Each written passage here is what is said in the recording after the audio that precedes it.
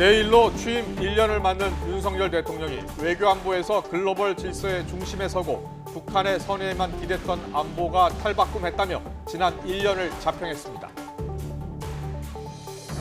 김남국 의원의 거액 코인 논란 속에 민주당은 오는 14일 쇄신 의총을 열어 코인 논란과 전당대회 돈봉투 의혹 등으로 촉발된 당 신뢰 위기를 진단하고 회복 방안을 논의합니다. 국민의힘 윤리위원회가 설화를 빚은 김재원 태영호 최고위원의 징계 심사를 내일 다시 열기로 한 가운데 두 의원은 자진 사퇴 의사가 없다는 입장을 분명히 했습니다. 주가 조작 사건의 핵심 인물로 꼽히는 투자 자문업체 라더견 대표가 오늘 자택에서 체포돼 합동수사단 조사를 받고 있습니다. 최근 5년간 국민 생활과 밀접한 100대 업종 가운데 온라인 쇼핑 등 통신 판매업과 펜션은 크게 늘어난 가운데 호프 전문점과 여관 호텔은 줄어든 것으로 나타났습니다. 한정판 유명 운동화를 판매하는 트렌디 슈즈와 쿠잉 팩토리, 슈스톱 등 해외 구매 대행 쇼핑몰에서 최근 소비자 불만이 급증하자 소비자원이 피해 주의보를 발령했습니다. 네, 더 뉴스 이어가겠습니다. 윤석열 대통령은 한일 양국이 서로 교류 협력하면서 신뢰를 쌓아간다면 한일 관계는 과거 가장 좋았던 시절을 넘어 새로운 미래를 개척할 수 있을 것이라고 밝혔습니다. 윤 대통령은 오늘 국무회의에서 일본 기시다 총리가 방한해 12년 만에 한일 셔틀 외교가 복원됐다면서 불과 얼마 전까지만 해도 상상할 수 없었던 일들이 한일 간에 이루어지고 있다고 말했습니다. 이어 기시다 총리가 강제 동원 피해자들에게 가슴 아프다고 한 말을 거론하며 어두운 역사를 외면하지 않고 진정성 있는 자세로 대한다면 양국이 새로운 미래를 열 수 있다고 강조했습니다. 윤 대통령은 후쿠시마 오염수 처리와 관련해 우리 전문가 시찰단을 현장에 파견하고 G7을 계기로 히로시마 한국인 원폭 피해자 유령비에 한일 정상이 동반 참배한다고도 거듭 소개했습니다. 하야시 요시마사 일본 외무상은 후쿠시마 제1원전 오염수 방류와 관련해 한국 전문가 현지 시찰단 파견 등의 기회를 통해 해양 방류의 안전성에 대한 한국의 이해가 깊어지길 기대한다고 말했습니다. 하야시 외무상은 정례 기자회견에서 한국 전문가의 후쿠시마 원전 시찰이 한국 여론에 미칠 영향과 관련해 높은 투명성으로 과학적 근거에 기반해 성실한 설명을 이어갈 거라고 밝혔습니다. 양국은 이른 시일 안에 국장급 협의를 열어 오는 23일에서 24일 일본을 방문하는 시찰단의 구체적인 일정 등을 조율할 예정입니다. 미국은 이번 한일 정상회담과 관련해서 생각이 같은 나라끼리 새로운 모멘텀을 만들었다며 진정한 리더십의 사례라고 평가했습니다. 또 한미일 간 협력을 불편해하는 중국과 달리 미국은 한중일 정상회담에 대해 선택을 강요하지 않는다고 강조했습니다. 김선희 기자입니다.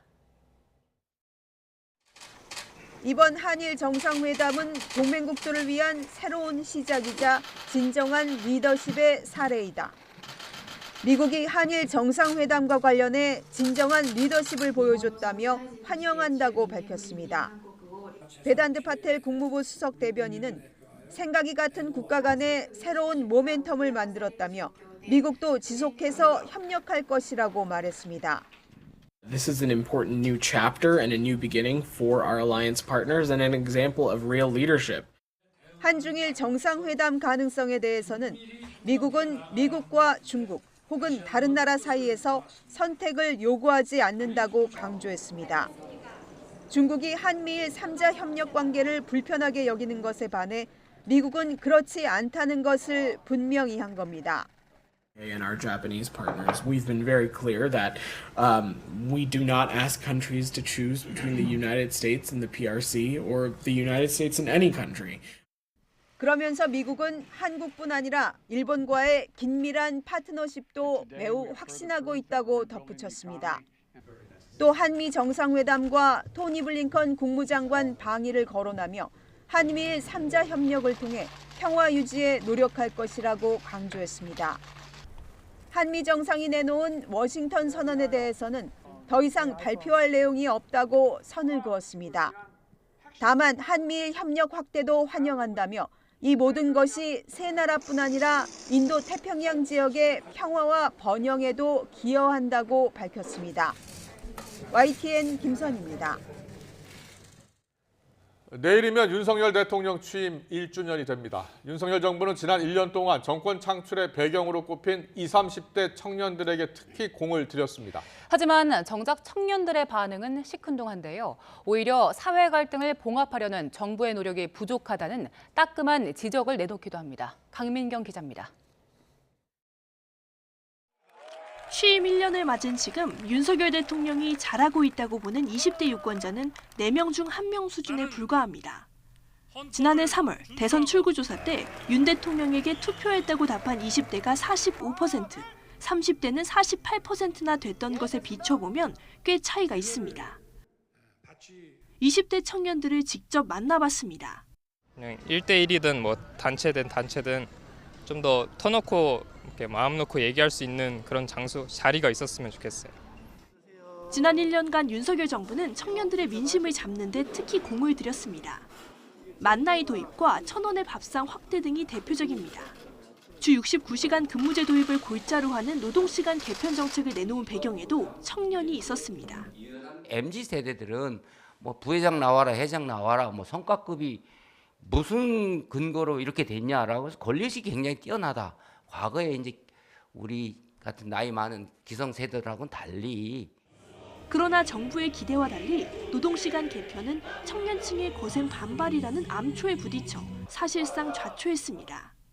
고물가와 취업난, 전세 사기 같은 가혹한 현실에는 눈 감은 채 말로만 청년을 앞세운 탁상 행정으로 느껴진다는 게 청년들의 냉정한 평가입니다. 실제로 청년들의 입장을 대변하기보다는 청년들의 생각을 정부에서 투영한 정책이지 않았나라는 생각이 듭니다. 청년들은 사회 분열과 갈등도 풀어야 할 과제로 꼽습니다. 젠더 갈등을 심화하고 주말마다 도심은 진보와 보수 집회로 마비되는 등 사회는 갈라지고 찢겼는데 봉합될 여지는 좀처럼 보이지 않는다는 겁니다. 서로의 의견을 수렴하는 장보다는 좀 더 그게 선거랑 겹치면서 어떤 이념적인 분파 갈등으로 확장되는 경향이 있는데 그것보다는 뭔가 다 같이 이야기할 수 있는 장이 좀 더 필요하지 않을까 생각이 들고 이태원 참사 진상규명과 책임자 처벌에 둘러싼 문제 역시 현재 진행형이고 양대 노조와 시민단체는 윤석열 정부에 줄줄이 낙제점을 주며 정부와 시민사회 사이 골은 점점 깊어지는 상황. 윤석열 정부가 집권 2년 차에는 사회 통합에 보다 힘을 실어야 한다는 목소리가 나오는 이유입니다. YTN 강민경입니다. 국토교통부는 오늘 전세 사기 피해자 지원 관련 특별법이 국회를 통과하는 즉시 지원 정책이 시행될 수 있도록 피해 지원 준비단을 발족했다고 밝혔습니다. 준비단은 20여 명 규모로 한시적으로 운영되며 특별법이 통과되면 정식 조직으로 전환이 됩니다. 국토부는 법이 통과되면 실태조사를 통한 피해자 대상 선정, 경매와 공매 유예 협조 요청 등이 필요하다면서 이런 업무가 시행될 수 있도록 준비단을 통해서 사전 준비를 철저히 할 것이라고 설명했습니다. 한정판 유명 운동화를 판매하는 해외 구매 대행 쇼핑몰에서 최근 소비자 불만이 급증하자 한국소비자원이 피해 주의보를 발령했습니다. 소비자원과 서울시는 지난해 10월부터 트렌디 슈즈와 코잉 팩토리, 슈스탑 등 6개 온라인 쇼핑몰 이용객들의 불만이 총 282건 접수됐는데 그 가운데 절반 가까운 137건이 3, 4월에 접수됐다고 밝혔습니다. 주요 불만 사항은 배송 환급 지연, 연락 두절 등이며 소비자가 주문 취소를 요구할 경우 업체들은 해외 배송비를 청구하거나 환급을 지연하고 있는 것으로 드러났습니다. 소비자원과 서울시는 한정판 운동화를 판매하는 해외 구매 대행 쇼핑몰을 이용할 때는 믿을 만한 사이트인지 먼저 확인하고 현금보다 신용카드를 사용할 것을 당부했습니다. 최근 주가 조작 사태의 핵심 인물로 지목된 라더견 투자자문업체 대표가 검찰에 체포됐습니다. 서울 남부지방검찰청 금융증권범죄 합동수사팀은 오늘 오전 시세 조정 등의 혐의를 받는 라 대표를 자택에서 체포해 조사하고 있습니다. 라 대표는 최근 불거진 주가 조작, 폭락 사태와 관련해 서로 주식을 사고 파는 통정 매매를 통해 주가를 조종하고 범죄 수익을 빼돌린 혐의 등을 받습니다. 검찰은 시세 조종 혐의 등을 조사한 뒤 구속영장을 청구하는 방안을 검토할 방침입니다. 대전경찰청은 모텔 지하실 벽을 뚫고 땅굴을 파 기름을 훔치려 한 혐의로 총책 A씨 등 8명을 검거해 이 중 4명을 구속했습니다. 이들은 지난 1월 충북 청주의 한 모텔을 통째로 빌린 뒤 지하실 벽을 뚫고 길이 10m 정도의 땅굴을 파서 송유관에서 기름을 빼내려다 경찰에 붙잡혔습니다. 경찰 조사 결과 석유 절취 시설을 설치하려던 기술자는 동종 전과로 복역하다가 지난해 5월 출소한 전직 대한송유관공사 직원으로 확인됐습니다. 경찰은 땅굴 인근에 하루 평균 6만 6천 대 차량이 오가는 4차로 국도가 지나고 있어서 자칫 붕괴로 인한 대형 인명피해로 이어질 수 있는 상황이었다고 설명했습니다. YTN 김영수입니다.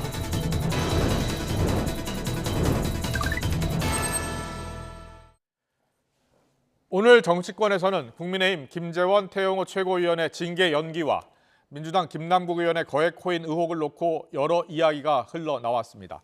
먼저 국민의힘 윤리위원회 황정근 위원장이 어제 징계 결정을 내일로 연기하면서 정치적 해법에 따라 징계 수위를 조절할 수 있다라고 말한 것을 놓고서 자진 사퇴를 거부하고 있는 두 최고위원에게 사퇴의 기회를 준 것이며 동시에 압박이란 분석이 나왔습니다. 거액의 코인 거래에 관한 어제 해명에도 추가 의혹이 제기되자 김남국 의원은 오늘 거래는 투명했고 검찰의 계좌 추적 영장도 법원에서 기각됐다며 검찰의 정치 수사가 의심된다고 다시 반박에 나섰습니다. 여당에서는 매일 거짓말 행진이 이어지고 있다며 가난한 정치인처럼 행동했던 김 의원의 위선에 국민이 아연 실색하고 있다고 공세를 이어갔습니다. 내일 취임 1년을 맞는 윤석열 대통령은 오늘 거대 야당의 입법에 막혀 제도 정비가 어려웠다며 성과를 이루기 위해선 시간이 필요하다라고 말했는데요. 유인태 전 국회 사무총장은 윤 대통령이 이재명 대표가 형사사건 피의자라도 만났어야 한다면서 야당과의 소통 부족 문제를 지적했습니다. 자, 윤 대통령의 발언부터 듣고 더 정치 시작하겠습니다. 불과 얼마 전까지만 해도 상상할 수 없었던 일들이 지금 한일 간에 이루어지고 있습니다. 다음 주에 있을 G7 정상회의에서는 한미일 3국 정상회담도 개최됩니다. 북한의 선의에만 기댔던 대한민국의 안보도 탈바꿈했습니다. 무너진 시스템을 회복하고 체감할 만한 성과를 이루기에는 시간이 필요합니다. 거야 입법에 가로막혀 필요한 제도를 정비하기 어려웠던 점도 솔직히 있습니다. 네, 오늘의 정국 현안 짚어보겠습니다. 박형수 국민의힘 의원, 박상현 더불어민주당 의원 나와 계십니다. 어서 오십시오. 안녕하세요. 네, 안녕하세요. 안녕하세요. 윤석열 대통령이 내일로 이제 취임 1년을 맞게 됐습니다. 여야 평가가 크게 엇갈렸는데요. 먼저 박형수 의원님, 여당에서는 어떻게 평가를 하고 있습니까? 예, 저희들은 대한민국이 정상화로 가는 방향을 제시한 1년이었다. 네. 그렇게 총체적으로 평가를 합니다. 기본적으로 외교, 국방에 있어서 북한의 그동안 핵 위협 네. 대처하는 방식을 엄정하고 예. 또 저희들이 가야 될 방향으로 제대로 방향을 잡았고 예. 또 그걸 또 달성하는 수단으로서 한미 동맹을 네. 강화했고 또 거기에 한미일 삼각 협력 체제 또 최근에 한일 관계까지 안보 국방 측면에서 굉장히 바른 방향을 제시했다. 또 경제적인 측면에서도 네. 지난 정부의 소주성 성장으로 대표되는 그 잘못된 예. 경제 정책을 폐기하고 민간 주도에 활력을 줌으로써 경제를 제대로 이렇게 세우려는 그런 방향을 제시했다. 네. 또 한 가지는 3대 개혁, 예. 연금 개혁, 교육 개혁, 또 노동 개혁을 통해서 우리 사회의 근본적인 방향을 바꾸자 하는 이런 방향을 제시한 한 해였다. 네. 그렇게 생각을 합니다. 긍정평가를 계속 하셨는데 소통 부족에 대한 지적에 대해서는 어떻게 생각하세요? 물론 뭐 저희들이 부족한 점으로는 뭐 소통 부족이 첫 번째로는 우리 야당을 협치의 장으로 좀 끌어내지 못했다라는 게 저희들은 그런 반성을 좀 해야 되지 않을까 싶습니다. 어쨌든 국정을 우리가 소수당이긴 하지만은 네. 국정의 중심은 여당이고 예. 여당이 야당을 충분히 협의의 장으로 끌어낼 수 있는 그런 노력들을 했어야 되고 또 성과도 거두었어야 하는데 예. 그 부분에 저희들 좀 부족하지 않았나 반성해 봅니다. 네, 야당에서는 오늘 상상 이상의 거대한 퇴행이었다. 지난 1년간 산불이었다. 이렇게 날카롭게 지적을 했는데 자, 어떻게 보셨어요?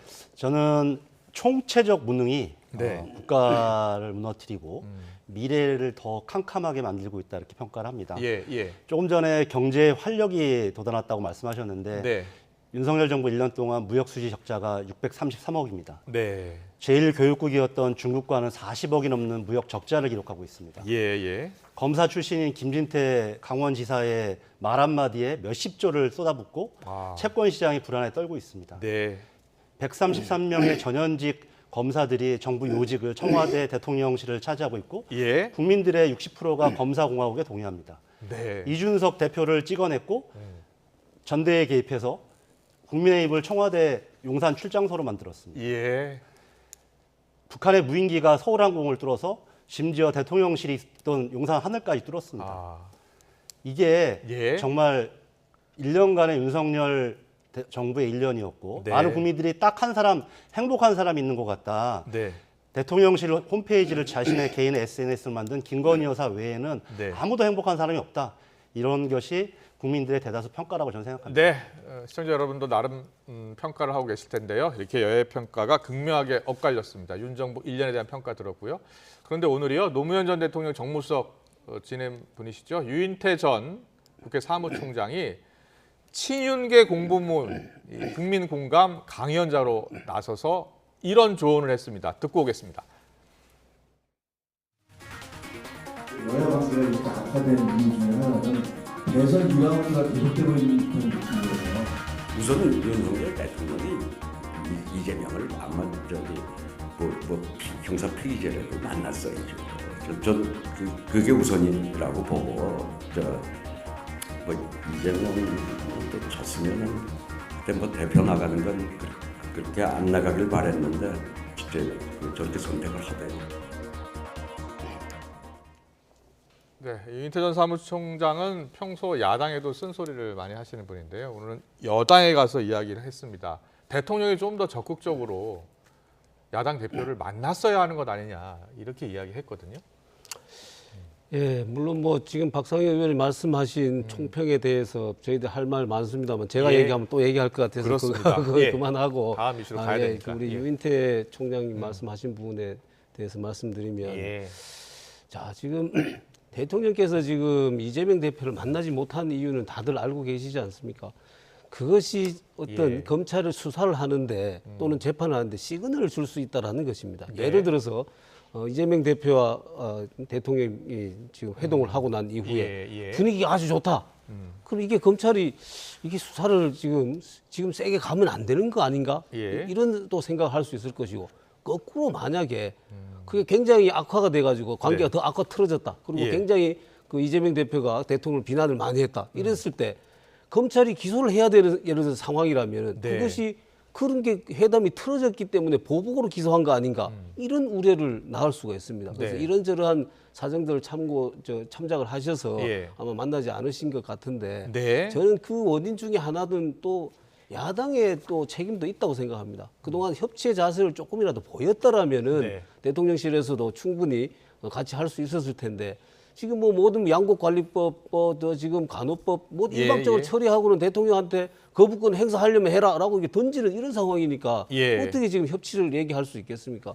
알겠습니다. 그래서 저는 예. 이런 부분이 여러 가지 원인이 됐지만은 저는 지금쯤에는 한번 우리 대통령께서 통 큰 스타일이시거든요. 네. 통 큰 그런 스타일을 해서 야당 대표도 한번 만나고 원내대표도 만나고 이런 것도 한번 필요하지 않을까 생각합니다. 알겠습니다. 필요하다는 말씀은 마지막에 해주셨는데 박광원 민주당 원내대표는 윤 정부 1년을 불균형, 불통, 불안 이렇게 3불로 정했는데 여기 불통이 들어가 있습니다. 네. 그 유인태 전 국회 사무총장이 얘기하신 것은 지금 많은 국민들이 아직도 대통령 윤석열이 아니라 네. 검사 윤석열로 많이 인식하고 있다.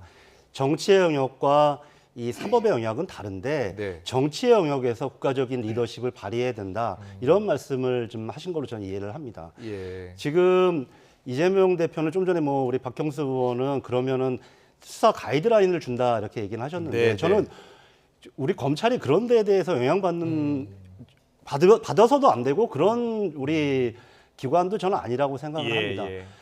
이재명 대표가 여러 차례 이미 영수회담 제안을 했었습니다. 심지어 네. 이번에도 박광원 대표가 먼저 만나도 좋다라는 박광원 원내대표가 먼저 만나도 좋다라는 이야기 했죠. 그런 얘기까지 예. 할 정도로 대화의 필요성을 먼저 제기해왔고 꾸준히 얘기해온 것은 저희 더불어민주당입니다. 그런데 네.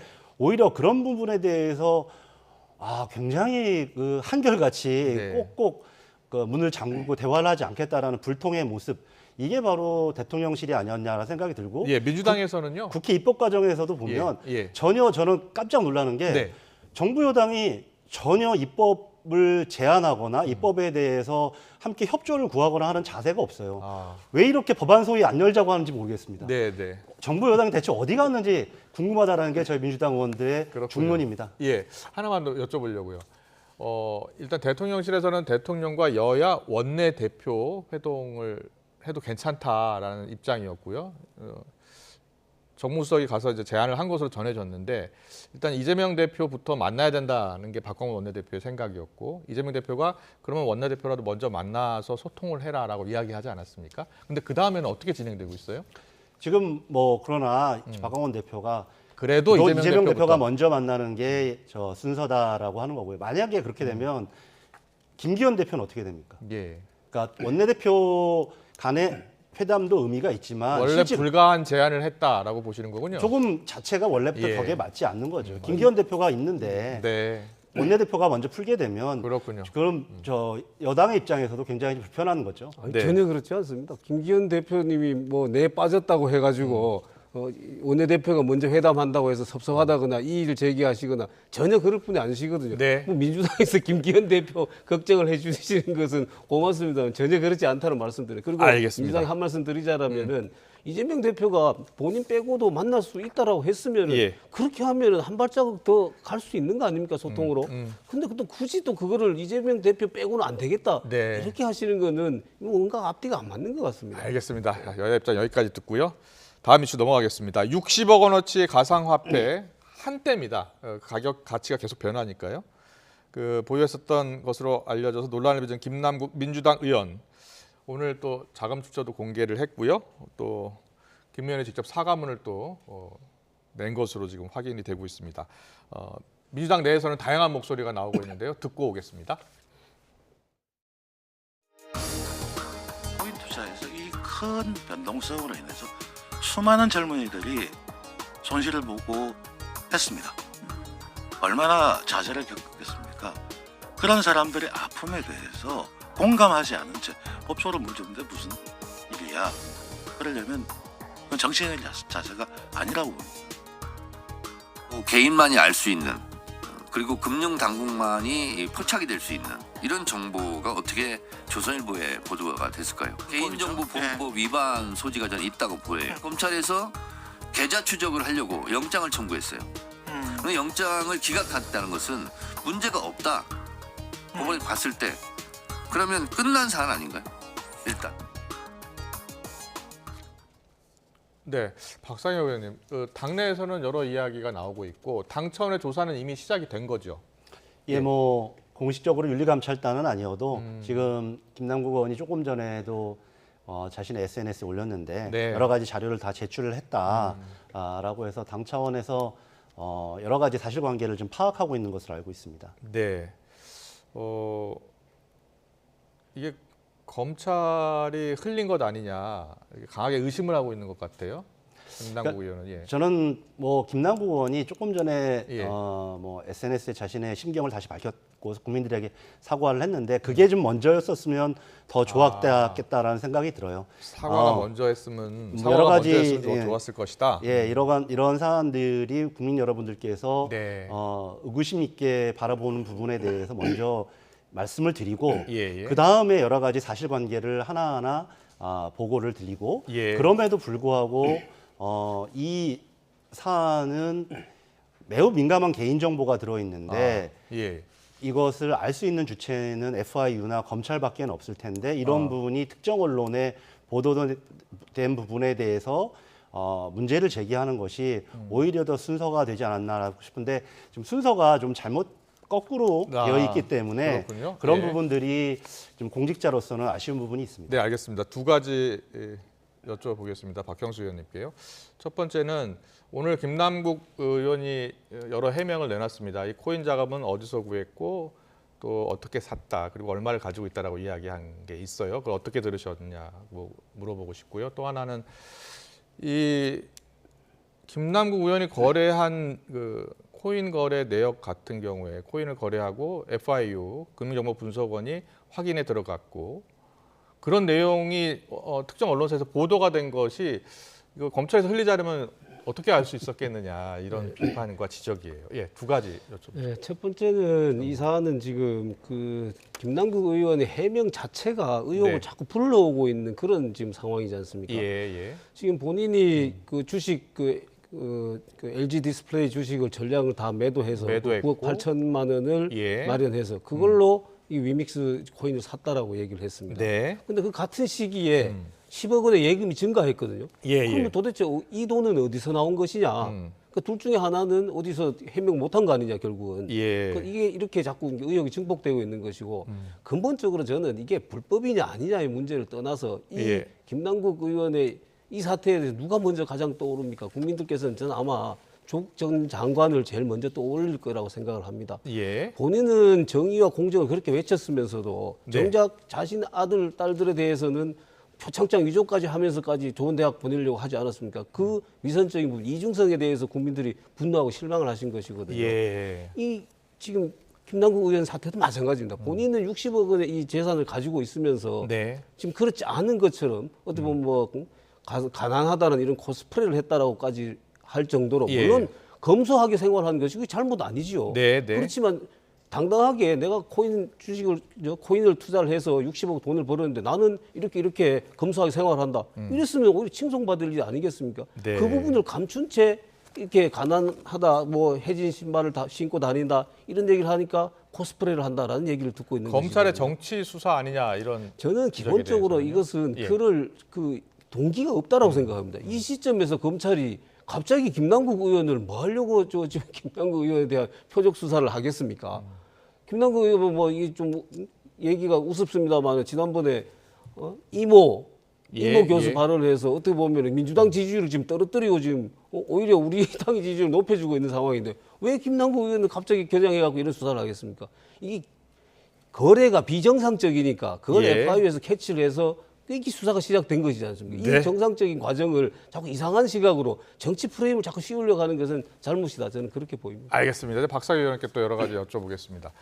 박 의원님, 그건 지금 여러 해명을 했는데 지금 코인을 가지고 있다는 겁니다. 9억 1천만 원어치 코인을 가지고 있는데 지금 농협에 있는 현금 10억 원에 대한 해명은 정확히 나오진 않았어요. 저희 오히려 ITN이 취재하기로는 코인에서 수익을 본 것이 아니겠느냐 정도가 나온 것 같습니다. 거기에 대한 해명이 아직 정확히는 안 나온 것 같아요. 저도 언론을 보고 문제 제기하는 걸 봤는데, 예.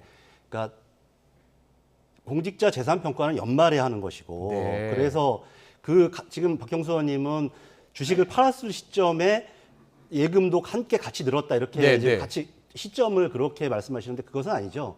왜냐하면 21년 아마 21년인데 예. 처음 이 주식을 매도해서 코인을 샀다 이렇게 돼 있는데 네, 그리고 네. 공직자 평가는 그해 말에 기준으로 하기 때문에 좀 시점이 다릅니다. 그리고 뭐 언론 보도에 따르면 아마 뭐 코인을 통해서 수익이 일정 정도 났던 걸로 예. 판단이 되어져요. 그래서 아마 연말 그 재산 신고를 할 때는 네. 예금액이 어느 정도 있었던 것으로 보여지는 게 좀 해명이 되지 그런 해명으로 저는 언론에서 봤습니다. 그래서 아마 그런 사실관계를 좀 아마 당에도 제출한 것으로 이해가 되고요.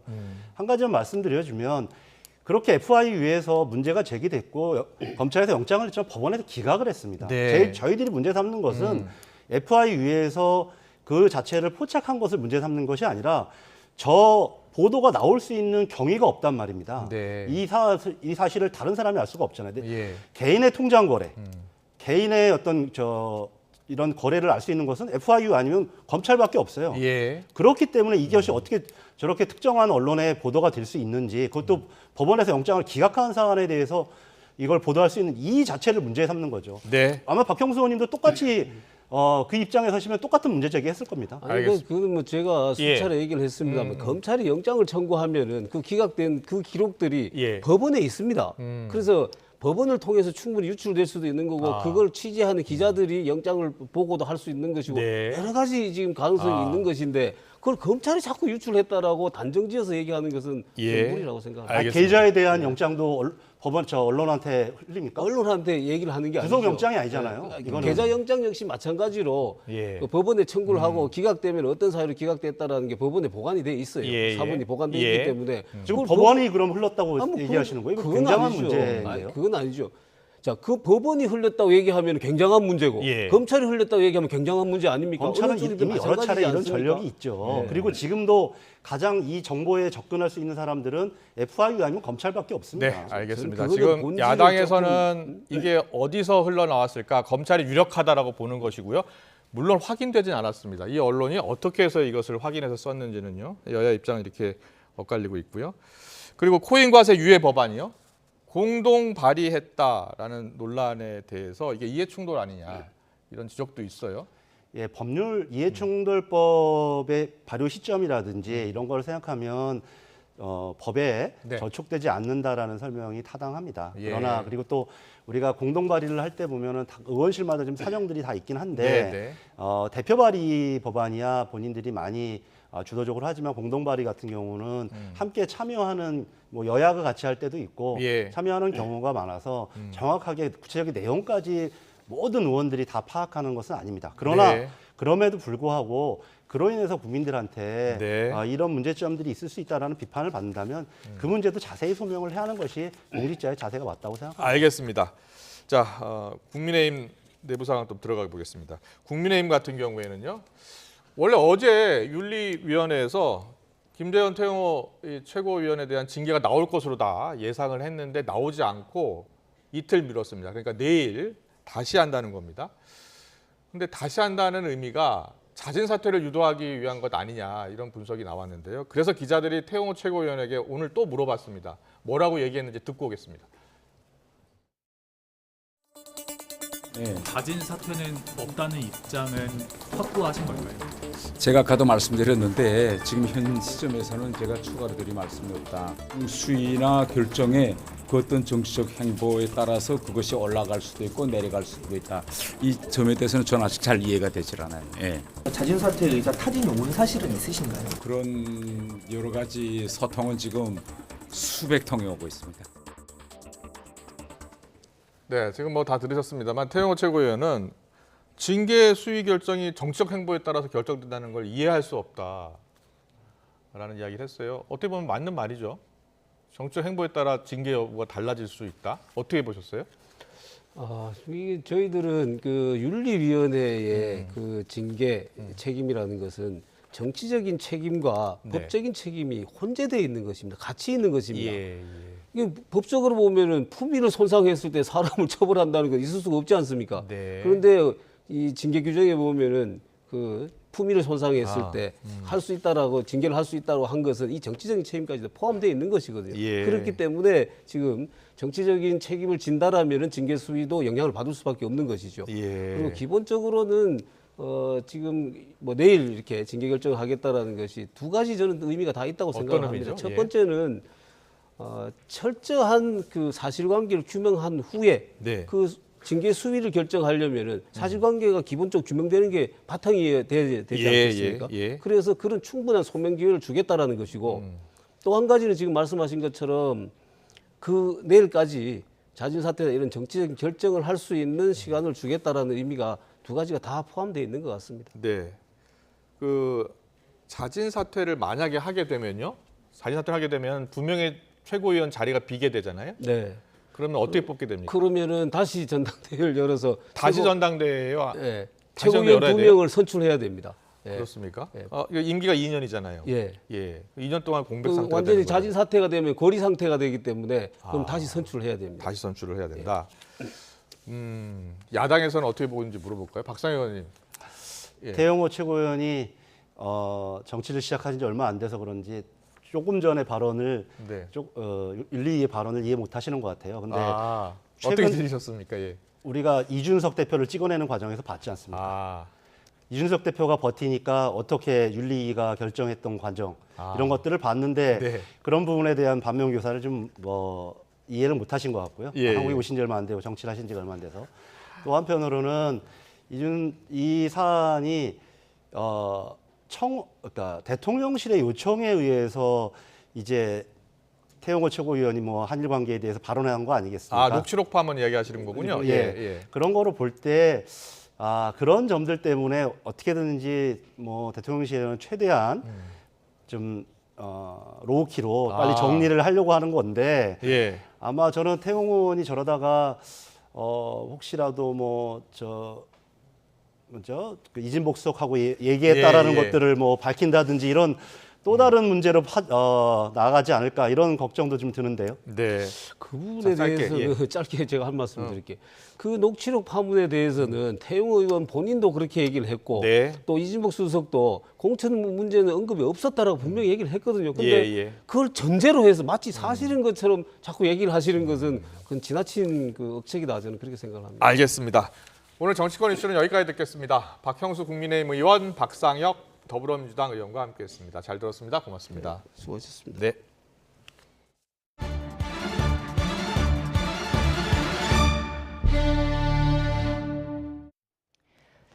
유동규 전 성남도시개발공사 본부장이 50억 클럽으로 지목된 최재경 전 청와대 민정수석을 이재명 민주당 대표에게 지난 2014년 이후 소개했다고 주장했습니다. 유 전 본부장은 오늘 서울중앙지방법원에서 열린 정진상 전 민주당 정무조정실장과 자신의 뇌물사건 공판에 증인으로 출석해 이같이 증언했습니다. 하지만 앞서 김만배 씨는 지난해 9월 검찰 조사에서 2019년에서 2020년 사이에 최 전 수석을 유 전 본부장에게 소개했다며 엇갈린 진술을 내놔 정 전 실장 측은 유 전 본부장 진술에 일관성이 없고 상황에 따라 바뀐다며 신빙성 문제를 지적했습니다. 서울대와 의대에 정시로 입학한 학생 5명 가운데 1명은 강남 3구 출신으로 집계됐습니다. 민주당 강득구 의원과 사교육 걱정 없는 세상이 교육부에서 받은 자료를 보면 2019년부터 지난해까지 서울대와 의대 정시 합격생 가운데 강남 3구 출신 비율은 4년간 모두 20%가 넘었습니다. 수도권 신입생 비율도 늘어서 서울대는 수도권 신입생이 2019년 61.8%에서 지난해 64.6%로 늘었고 의대에서도 44.2%에서 46.3%로 증가했습니다. 대한간호협회가 간호법에 조속한 공포를 촉구하며 단식 농성을 시작했습니다. 간호협회는 서울 용산 대통령실 앞에서 기자회견을 열고 김연경 회장 등 5명이 무기한 단식에 들어간다고 밝혔습니다. 김 회장은 3번의 입법 시도 끝에 본회의 의결이란 결실을 본 간호법에 대해 정부와 여당이 대통령의 거부권 행사를 건의하겠다고 주장하고 있다며 이는 그간의 논의와 입법 과정을 모두 물거품으로 돌리는 거라고 규탄했습니다. 크리스티와 함께 미술품 경매 시장의 양대 산맥인 뉴욕 소더비가 이번 달 피카소와 클림트 등의 희귀 작품들을 경매에 내놓을 예정입니다. 이 작품들의 총 경매가는 최대 10억 달러에 이를 걸로 보입니다. 보도에 이상순 기자입니다. 오스트리아의 아터제 호수가 무지개처럼 영롱한 빛을 발산합니다. 색채로 표현된 슈베르트의 음악이라는 클림트의 화풍이 잘 드러나 있습니다. It's almost more of a poetic depiction of water than it is a true landscape, which is what I think makes it so exciting. 20세기 초 호수를 주제로 한 클림트의 유일한 작품입니다.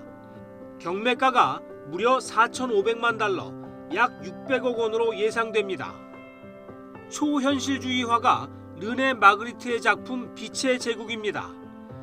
빛의 제국 17개 시리즈 중 하나인 이 작품의 경매가는 최대 5,500만 달러입니다. It is certainly the ultimate example of Magritte's output, the greatest, achievement of surrealism, you may say, and the highlight of the Macy's and at Sotheby's. 피카소가 사랑했던 여인 3명의 초상화도 소더비 경매에 오릅니다. 피카소와의 개인적 관계에 따라 부드러운 색조나 강렬한 색감 또는 여신같이 그려진 작품들의 낙찰가는 각각 2, 3천만 달러로 예상됩니다. Even in a time when there is certainly as much, if not perhaps more, uncertainty in a global sense with markets, interest rates, etc., people are more interested in art as an asset. 이번 달 16일부터 3일간 열리는 뉴욕 소도비 경매는 최근 4번의 계절별 경매에서 3번째로 총 경매가가 10억 달러를 돌파할 것으로 보입니다. YTN 이상순입니다.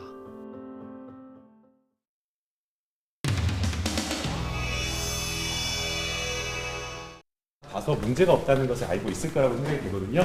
그래서 이제 이런 부분들을 이제 몇 차례 입장문을 통해서 이제 밝혔었는데요. 조금 더 이제 구체적인 내용을 통해서 소명을 하려고 합니다. 여기까지 할게요. 이거 하나 놓쳐버렸네. 기자?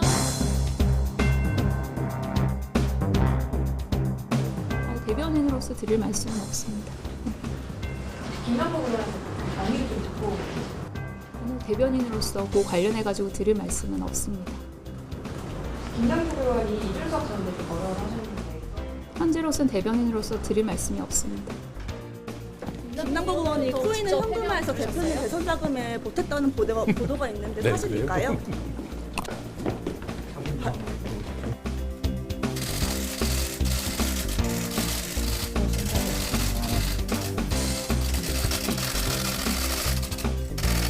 이렇게 좀 불투명한 그 자금 출처 그리고 또 수상한 거래 흐름, 김남국 의원이 스스로 셀프 과세를 유예하는 그 방법, 그 법안에 참여를 했죠. 2021년 6월에. 검소하게 산 게 문제가 아니라 분칠을 하면서 쇼를 해서 다른 사람의 주머니에 돈을 빼갔다라는 말씀을 드리는 거고요. 그게 말이 됩니까? 그 얘기를 먼저 말씀을 드리는 거고요. 남성호 의원이 저거 성희롱입니다. 예, 그리고 이걸 좀 소명해야 될 것 같기도 하고요. 지금 김남국 의원 얘기를 들어보면 주식 팔아서 코인을 샀고 네, 코인이 다른 코인으로 이전했다 이런 말이네요. 그래서 저는 주식도 코인도 하나도 없습니다만 모든 의원님들 다 공개하시고 그 전수조사를 하면 어떻습니까? 그리고 해외 주식도 좀 했으면 좋겠어요. 좋겠어요. 지금 청와대 지금 비서실에서 해외 주식 FIU라든지 거래소 그리고 또 검찰에서도 다 이 내용을 들여다 봐서 문제가 없다는 것을 알고 있을 거라고 생각이 들거든요. 다 실명화된 거래 그리고 다 이런 것들이 투명하게 공개가 되어 있기 때문에 다 공개할 수 있습니다. 그 코인은 그러면 일부도 현금화가 아예 안 된 건가요? 대선 기간 전후로 해서 2022년 1월부터 3월까지 딱 440만 원만 인출을 했더라고요. 예, 문제가 없다라고 말씀을 드립니다. 보시면 좋을 것 같아요. 자금 출처 자체는 문제가 없다는 거 그대로이신가요? 네, 그것도 지금 입장문을 좀 하나 쓰려고 하는데요. 자금 출처 투명하게 전부 다 제가 투자해서 주식을 매매한 대금으로 했고요. 계좌이체한 여기까지 할게요. 이거 하나 놓쳐버렸네요. 기자회견은 한 번에 이제 모든 것들을 이제 해소를 하려고 합니다. 왜 3월에 거래소를 옮겼냐 이런 말도 많은데요. 왜 3월에 제도 시행을 안 그거는 왜 태어났냐고 묻는 거하고 똑같은 것 같아요. 네, 너무 고생하셨습니다. 네.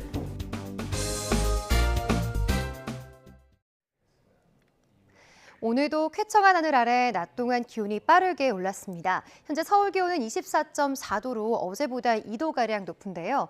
특히 동쪽 지역은 강릉이 무려 30.2도까지 올라서 올 들어 가장 높은 기온을 기록했습니다.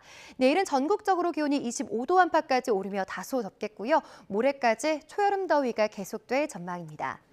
내일도 하늘은 대체로 맑겠지만 아침까지 서쪽 지역에는 안개가 끼는 곳이 있겠고요. 낮 동안 전국의 자외선 지수가 높게 지속됐고 오후에는 인천과 경기 남부, 전남 지역의 오존 농도도 짙게 나타나겠습니다.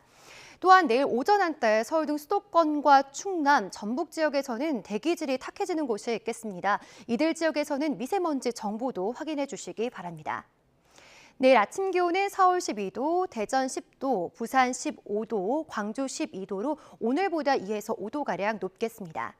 낮 기온은 서울 25도, 광주 26도, 대구 25도 등 내륙 지역에서는 대부분 25도 안팎을 나타내며 다소 덥겠습니다.